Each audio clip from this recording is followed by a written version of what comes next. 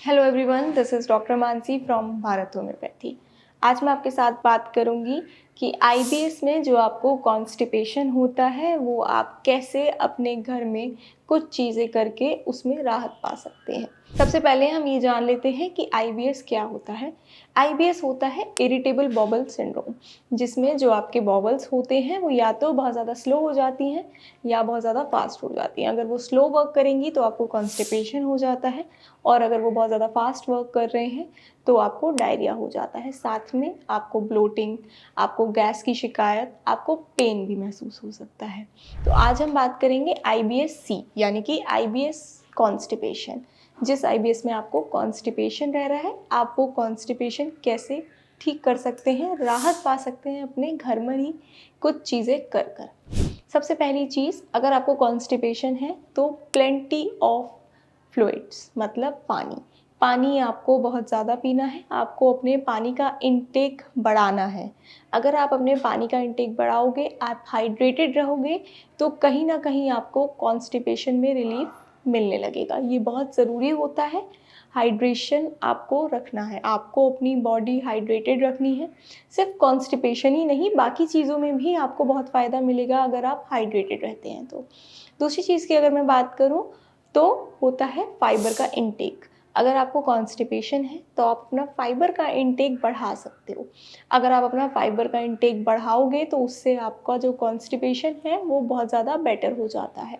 लेकिन आपको फाइबर का इंटेक तभी बढ़ाना है अगर आपको फाइबर सूट कर रहा है, क्योंकि कभी कभी क्या होता है कि आईबीएस के पेशेंट्स में फाइबर दिक्कत भी दे सकता है, उन्हें ब्लोटिंग और गैस हो सकती है।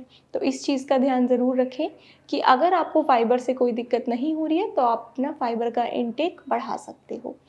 तीसरी चीज़ की मैं बात करूँ तो होती है रेगुलर एक्सरसाइजिंग, एक वॉक।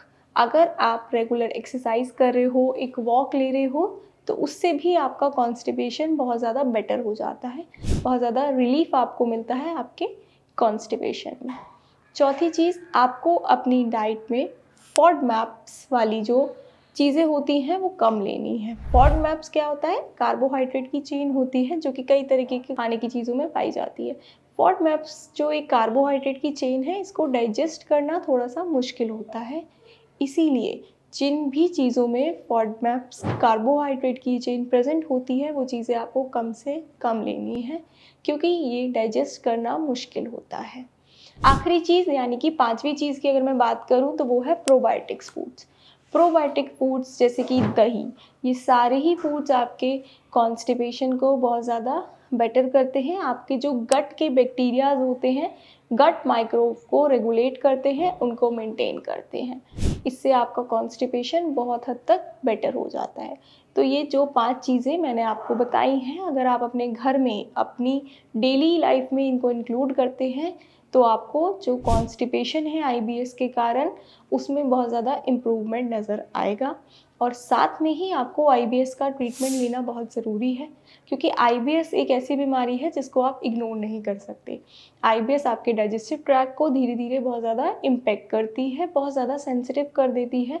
आपका जो डाइजेशन है वो वीक होता रहता है और आपकी बॉडी की ग्रोथ नहीं होती है, क्योंकि जो भी आप खाते पीते हो वो आपके शरीर को लगता नहीं है। खाते तो हो, अगर आप वो लगता नहीं है, वो एब्जॉर्ब नहीं होता, तो आप बहुत ज़्यादा वीक होते हो। इसीलिए आईबीएस में ट्रीटमेंट लेना उतना ही ज़रूरी है। उसके लिए आप भारत होम्योपैथी में संपर्क कर सकते हैं। यहाँ पर आईबीएस के लिए बहुत अच्छे डॉक्टर्स हैं जो कि आपको बहुत अच्छा ट्रीटमेंट देंगे। Thank you.